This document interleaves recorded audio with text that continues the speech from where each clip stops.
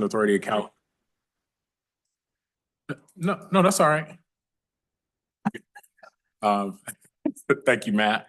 I'll go ahead and call the May 13th, 2025 Transportation Authority of Calhoun County meeting to order. And go ahead with roll call, Madam Secretary. Okay. Tom Tarkowitz. Here. Paul Watson. Present. Maya Williams. Here. Amy Evans. Eric Stewart. Present. Janesha Morse. Vivian Davis. Okay, great. I'll move into item number 3, approval of the agenda.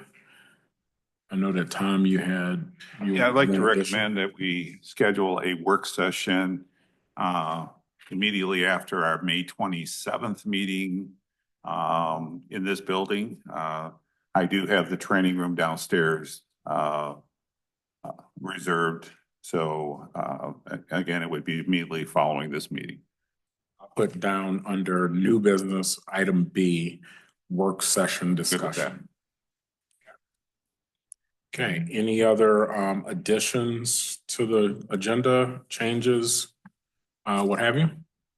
Okay, I'll seek approval for that agenda as annotated.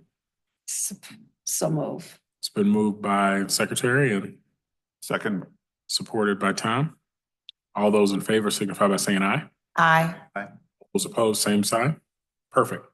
We'll move into the approval of the April 22nd, 2025 meeting minutes, which are attached with each of our packets and what have you. It's been, there's been a motion. Is there a second? Second. Okay. It's been moved by Watson and seconded by Ms. Williams. Any discussion? Okay, all those in favor signify by saying aye. Aye. Fine. Perfect. I'm not sure if your mics are on or not, but just make sure. Okay. Yes. Okay. Thank you for your technical assistance, Tom. You, sir. We'll get right into any public comments. Nope. Okay. Well, what I'll do is we'll move into closed session. So I'll seek a motion to move into closed session for the agenda. I'll make a motion to go into closed session to discuss collective bargaining pursuant to section 8C. Discuss strategy related to collective bargaining that is exempt from discussion disclosure under section 13(1)G of the Freedom of Information Act, and closed session to discuss attorney written opinion pursuant to 8H to discuss an attorney written opinion that is exempt from discussion disclosure under section 13(1)G of the Freedom of Information Act. That was all memorized, by the way. Thank you, Tom, for coming prepared. Okay, is there a second for that for those closed session narratives? Watson. Okay, it's been moved by Tarkowitz and seconded by Watson. Any other discussion? Okay, hearing none. All those in favor signify. Roll call vote. Thank you, Tom. See, Tom keeps me in order because I'll just do whatever. So thank you, Tom. Madam Secretary. Tarkowitz. Yes. Paul Watson. Yes. Maya Williams. Yes. Eric Stewart. Yes. Vivian Davis. Yes. Okay. We have voted unanimously to come out of closed session. We will pick up our agenda items of the May 13th meeting, 2025, at the consent agenda. Are there any consent agenda items? Okay, hearing none, we'll move on to review of finance and budget report. Acting treasurer is not here today, but for your reference, there is a reconciled budget report available and what have you. So we'll just make that a matter of record and then wait for her return and kind of go from there. There were no nuances that stood out in that report. It's pretty standard. Do you want a motion to accept the report? No, I want a motion. I would like to table that until she returns. All right. Yeah, we're on the same page with that. Okay, so review of financial budget report tabled, but there is a copy for reference. Are there any public hearings and subsequent board action? I think we were supposed to call the roll upon our return to the open meeting. Were we supposed to do that? Call again for exiting? I don't Usually think we so. do. Oh, that's what we do, so. I mean, whatever. Yeah, I think we're good. Okay. We're good. Thank you for that point of order, though. I Just appreciate saying. that. No, I mean, I like it. I like the consideration as opposed to you're not saying nothing and then we out in the parking lot going, ooh, did we close that meeting? I'd rather do that here. Okay. Hearing no public hearings and subsequent board action, unfinished business. Albion Pilot Transportation Service Schedule. That is a key point for some people on this dais. I wonder who. She came ready in her pink, so it's a pink day versus a green day. I'm just telling you. Okay. So we had the opportunity to present in Albion about the expanded BC Go service. So we are on track to start dedicated service in Albion under BC Go starting June 2nd. That's Monday. It should be open for booking 14 days prior to that, right? It'll be very close to that. It's in testing, beta testing right now. So the developers have zoned it. Now it's in testing. As soon as that's complete, it'll be open for booking, for advanced booking. And then, you'll see a dedicated minivan in Albion Monday through Friday. And we've got it all logoed, ready to go. We have drivers who have already started. They're almost done with training and everything is on schedule to start June 2nd with wheels in Albion. Question. I know you mentioned Christy would come over. I received a call this weekend, that's 24 hours here on this job, regarding the dialysis center. And I understand that there are several patients at the center who needs dedicated transportation. Will we have, Christy, maybe, I don't know if you would train, because some of the attendants at the center will help the patients schedule rides, the Monday and Wednesday or Tuesday, Thursday, Friday, whatever it is. Will you come over and train them? Can I tell them how to get in contact with you and you can work out a system in terms of them helping the patients? Because some of them don't have computers and they may not be they aren't accustomed to scheduling a ride, but once they are scheduled, will that be a dedicated fixed schedule for them, or how are you going to work that? So yes and no and yes. I'll let Christy give kind of the overview of BC Go and how it works, and then Okay. what training she can provide. Okay. Okay, so for BC Go, customers who do not have access to a smartphone, they can book by calling our dispatch office. So the dispatchers can schedule trips for them. They don't necessarily have to do it on their phone. A lot of the providers in the area that we have, that dialysis centers, things like that currently use BC Go, they handle those bookings over the phone with our dispatch because they don't necessarily have the login information to handle everyone's personal account, if that makes sense. Plus, I'd be happy to come over to the facility. Anyone who does have a smartphone, we can make sure that the app gets downloaded on their phone. I could be there personally to either be at a table or a booth, open for questions, whatever, and help individuals walk through that so that they know how to book a trip on their own if they would like to, Okay. or if they know what a notification looks like. So Okay. the nice thing about BC Go is it is technology enabled. So if they download the app, they're going to get those push notifications that let them know a trip is on their way, or the trip has arrived to your destination. You have 5 minutes to board your vehicle, things like that. So we can do that. For the service schedule, is that what the next question was? We're planning on servicing Albion right now between 8 a.m. and 4 p.m. That'll be the initial launch. And then when that does go live in the system, like Mallory had said, you can book up to 14 days in advance on that, either by the app or by calling into our dispatch office. We will make sure everyone has that information, like you have the number for our dispatchers to be able to call. But yes, I'm happy to, if, once it's rolling, if we can pick a date that you'd like me to go to the center Mhm. and work with them, I'm happy to do that. Okay, okay, I will let you know. And it does not automatically. Oh, yes. reschedule that. So with the service, it is first come, first serve. So because it's on-demand transportation, we don't have like subscriptions that we give to riders or things like that. Each time the day opens up, the customer would have to call and book their trip. So today, if I want to book for Tuesday following Memorial Day, it's open today. And so I could be booking for that day. If I want to book for the Wednesday, then I'd have to call Wednesday morning and book for 2 weeks out Wednesday. Obviously, the service is available for same-day service, especially as the community gets to know it, that availability is going to be there. And they can book those on-demand trips that are, it's 5 minutes out. If the vehicle's in your location and you request a trip within 5 minutes, if it's available, it can come and get you. That's scary, for someone who has to go for dialysis. That's the thing about, so public transit, you cannot dedicate specific service to one individual. It has to be open to everyone to schedule on it.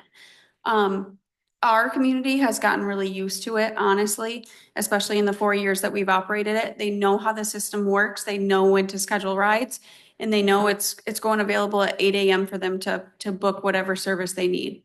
So maybe during your training, you can offer tips and tricks Mhm. type thing that we've Yeah. learned.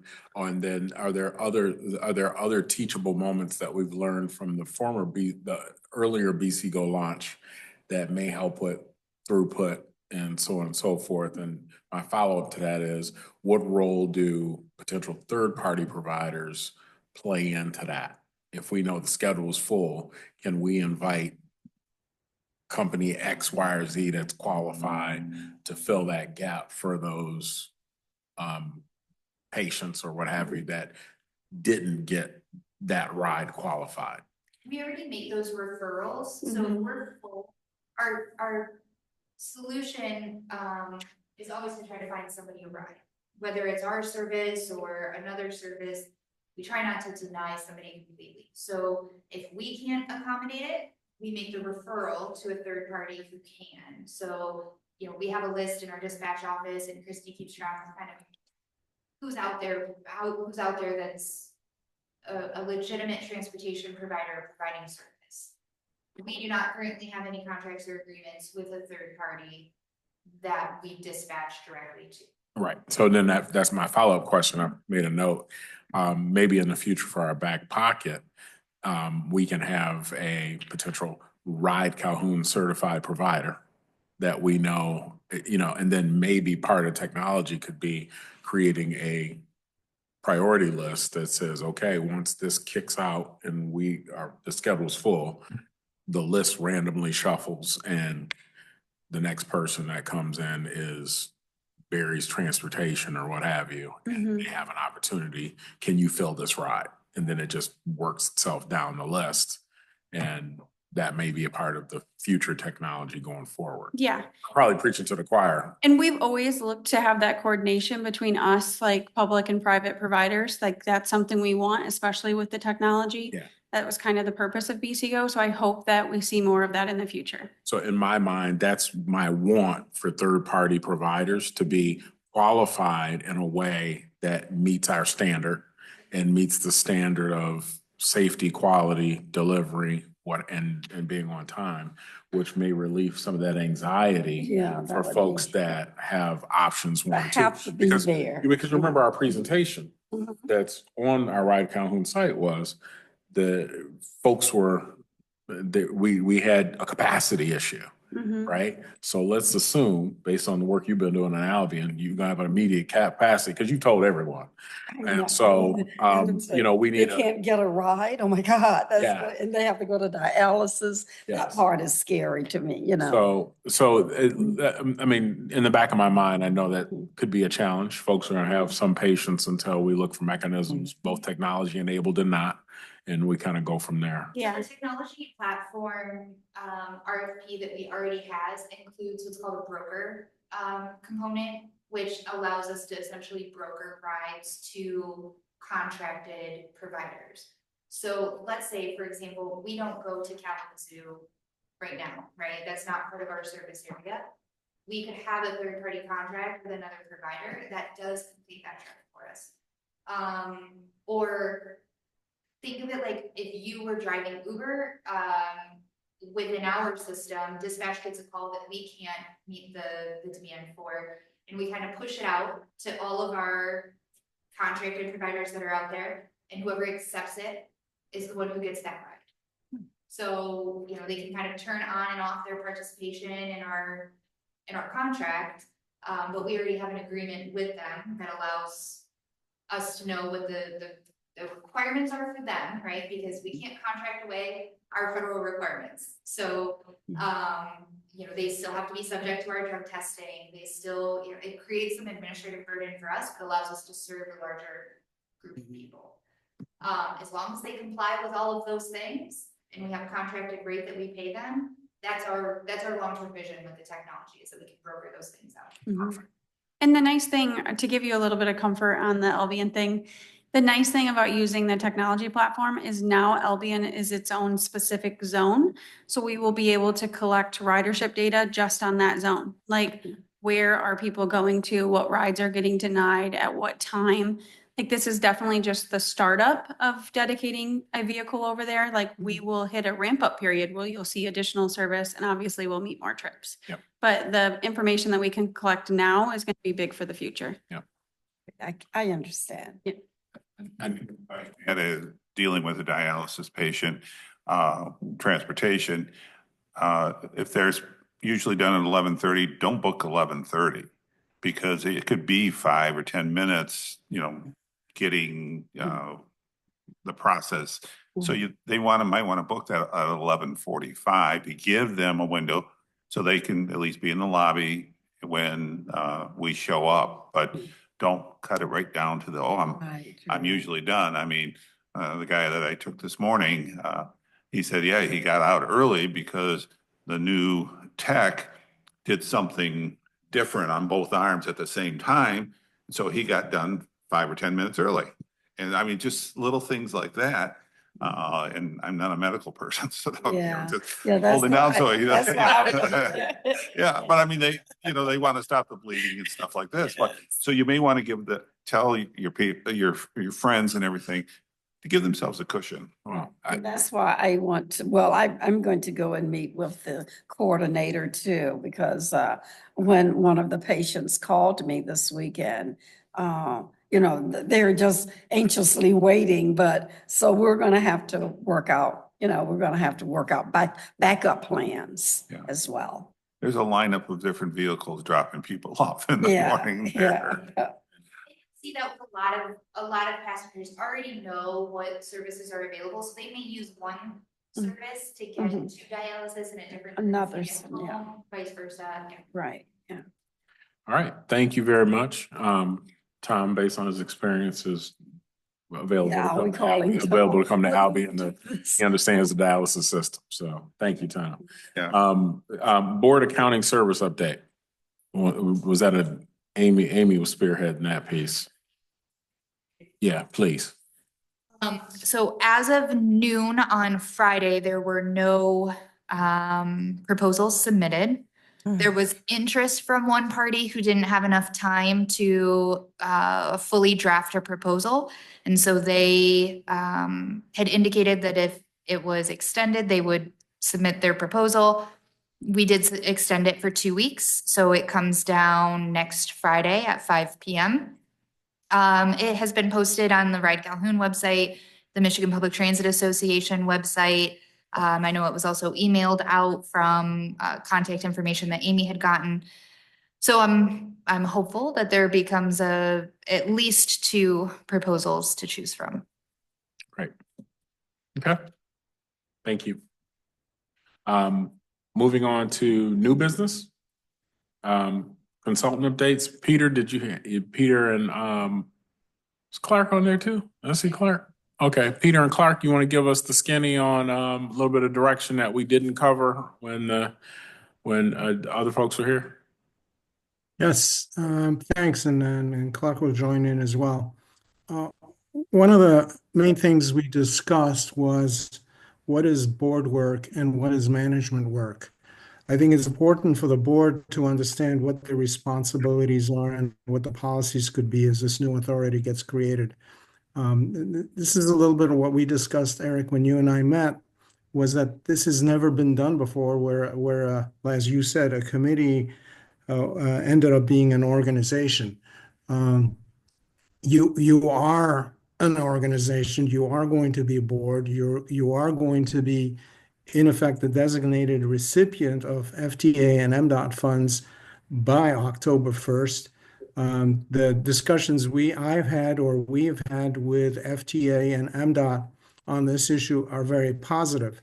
One of the things that has come out in those meetings that I've had with them is the faith that those two organizations have in whoever is running BCT now, which in this case is Mallory Avis. It's very important for you to understand that to them, she is the face of the organization and has to somehow be part of the transition to this new board. That to me is key because I know how FTA and MDOT work. They have to have confidence in who is running the agency, how is it being run, and they ultimately have to have confidence that the board is actually in command now. So for those purposes that Clark and I have discussed, that there's some review work that this board needs to do. Eric, you and I discussed a possible 4-hour meeting in January to start this process and look at what are the board responsibilities, what are the policies. I mentioned that we should look at the mission statement and say that we are in congruence with the mission statement as a board, that you have maybe defined your values and you might have a vision. There is no vision currently, and maybe that's part of what may help you see where you're going into the future. There are some key components of what's going to be happening here. You discussed them today a bit. What are the assets? Well, who are the employees and how do we move forward? It is very clear that the BCT has grants and there's other grants, and these need to be processed, either obligated or transitioned over in a way that they are easily obligated when TACC becomes the board. This is a key part of this process to get designated both by the FDA and MDOT. I've been pushing the state to do that early enough, as better even ahead of August, so that we're clearly sailing into the FTA designation that becomes important. Part of what the board needs to do is to say, well, what is staffing now? What is staffing really going to look like once you are a board and you have a management team that's working for you? And so this goes back to a little bit to the discussion that the attorneys talked about was dealing with the issue of what is Mallory's position. My recommendation to you, Eric, and my recommendation to the board here is that you should proceed on hiring her as the interim executive director to run this organization until you get to the point where you're talking about how you're going to even be filling the position. You will need that sooner than later to clarify the issues on this transition. It'll be important both for the FTA and MDOT agreements, but it's going to be more important for everybody to know, okay, what is management work versus board work and who's doing it as you clarify it. So I think that 4-hour meeting probably could lead to another 4-hour meeting once you're clear about a lot of these issues, to have one in August, so that the issue of who is the board will be so clear to you and everybody else that you can move smoothly forward. And I do believe that as you're going to have a marketing firm aboard here, I think it would be important to get the marketing firm involved in listening to your discussions on this issue. Remember, the board work is you talking to each other about where you're heading, how you're taking over. What Clark and I are here for is to make sure that we're advising you in ways that help you strategically be most productive and successful. Because it was always our intent in bidding on this that This is going to work despite the fact that it, in our minds, was an impossible situation for an authority to pass something uh, and become a board without being a board in the first place. As you kind of mentioned a little bit, Eric, is that you thought you were on a committee, but no, you were on a board. You all are on a board, and you are responsible for guiding this forward in the future to making it a success. Clark, is there anything else you want to add to what I have talked about? No, thanks, Peter. I think you've covered it quite well. Apologies to all of the board that I couldn't join with Peter and Eric in the recent meeting. As you may have heard, I've had some health issues that I've been dealing with, potentially something that could have been serious. Fortunately, it turned out it has not been as serious as initially it could have been. So I'm getting back to full speed. Had a good conversation yesterday with Mallory and looking forward to the session. I know you have the additional session at following your next board meeting with the marketing folks. I would suggest maybe we start looking at the date for a June meeting, and I'd throw out for your consideration following or as part of your second normal June meeting. But we do need to get that firmed up and scheduled as soon as we can. So we'll be following up through the board chair with some possible dates for your consideration. And perhaps at your May meeting, we can pin that down so that it's clear on everyone's agenda and something that we can make sure we have full participation for. Yeah. Thank you both. So Eric and the board, the final piece here is that in creating a strategic retreat for yourself and in next month, Clark and I will produce a draft agenda for that purpose. Okay, perfect. We'll take a look at that, and then we'll try and do a doodle poll and see if we can't get some consensus on that June timing and what have you before we run out of time here. All right, we just got a lot of moving parts and a lot of things that have to happen pretty quickly. All right, thank you. Any questions for Clark or Peter? Okay, hearing none. Tom, that work session, you want to give us an update on that date? Yeah, I think we planned, or we're talking about May 27th, which would be our next board meeting immediately after this session. We'll just go downstairs for a work session. I'm not sure what the agenda is going to be, but yeah, well, if you remember, some of us weren't here when we did our last marketing firm. We came in and they kind of gave us a mini high-level presentation based on what we were asking them to do, and then we were able to meet the team. They were able to meet us, and kind of go from there. That who's giving them direction piece is a little bit 50-50. There'll be a hybrid of that until we pass some other thresholds. But for the most part, we'll get a nuance of how we work and some of the things we need them to concentrate on out of the gate and get their opinion on that. And then they'll do their long-term work too of crossover stuff based on current website duties and so on and so forth. So we'll use that meeting to get that straight and get them working and get some feedback. So, all right. Any questions, comments? Nope. Okay.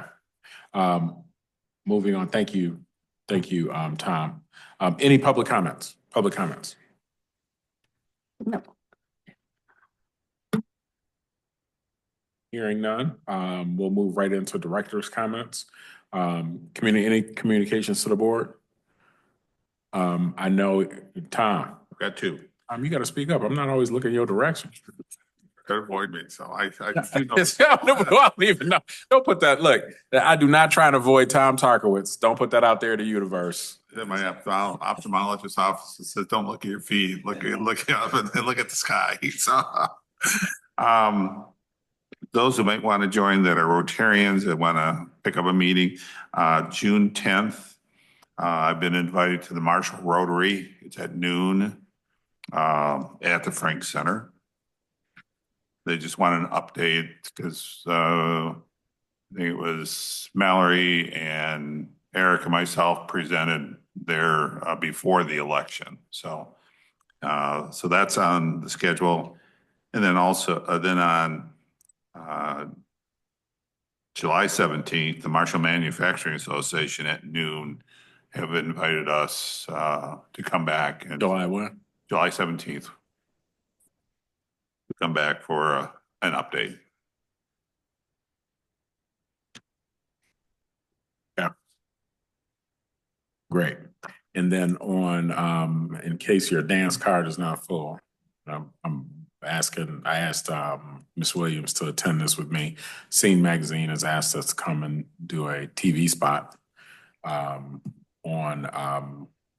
just TACC and what have you. And with Ms. Williams being the newest member and from the Battle Creek community, I thought that that would be a welcome opportunity for us to kind of discuss how far we've come, where we're going, and then some key points of next steps that folks will be seeing. So that's May 19th at 11:30. Yes. I think. Okay. Also, May 22nd is the Senior Expo in downtown Battle Creek. I'm not sure if BC Transit or you got a booth. Okay. Okay. So we'll be represented there. So I might be the first friendly face you see walking in the door. So yeah, whatever assignment they give me. Rod mentioned that to me last week, and yeah, I'll be attending that too. That is a very lively bunch. Yes, it is. They're serious about their expoing. Yeah. And whatever treats come along with that. so Unhealthy ones, Bags ready to be especially. filled. So. Bags. So it is a fun event, and I think this part will be important for transportation all over the county. Okay. Anything else? Okay. Hearing none. Legislative updates. It's just changing every day. There's stay tuned. Oh, okay. Okay. Great. So brace yourself. Okay. BCATS updates. Jeff Franklin, you got something for us? When is Columbia Avenue gonna be done? Let me see what else is going on. You got the sinkhole fixed, is that all your purview? I mean, it technically is mobility, right? All of these things are happening right around my residence. Those are the types of updates that you want. The Columbia Avenue project will continue. I was so unhappy that I missed the last BCAS meeting because I have many questions.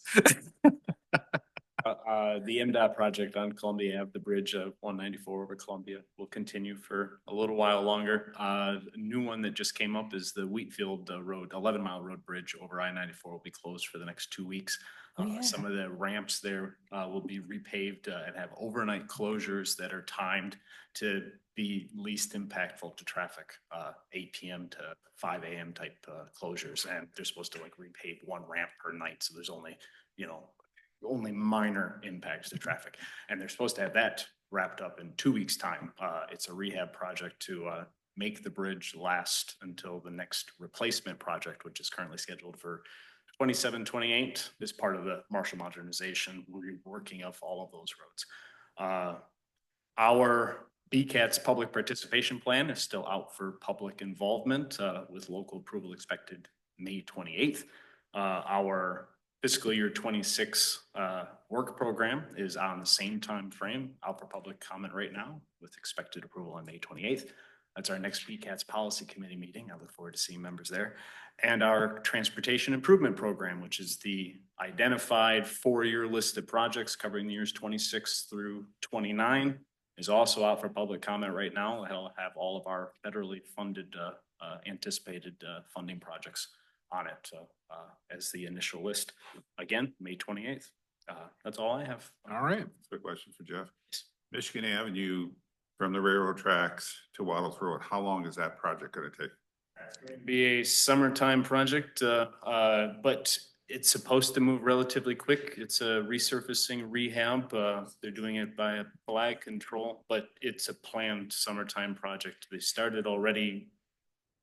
I think it's supposed to be over by school starts. However, could be earlier than that. Summer. Depends on how quickly the contractors work. That's, I know a lot of us use that to get to Battle Creek, so. And that's me repeating what I've heard others say. All right. Thank you very much, sir. Good, thank you. Appreciate it. Our next meeting is May 27th, right here. So we've already talked about some of those things that'll be happening. We'll talk to our marketing folks after that and kind of go from there. Anything else for the good of the group? Okay, hearing none, I'll go ahead and call our May 13th TAC meeting adjourned.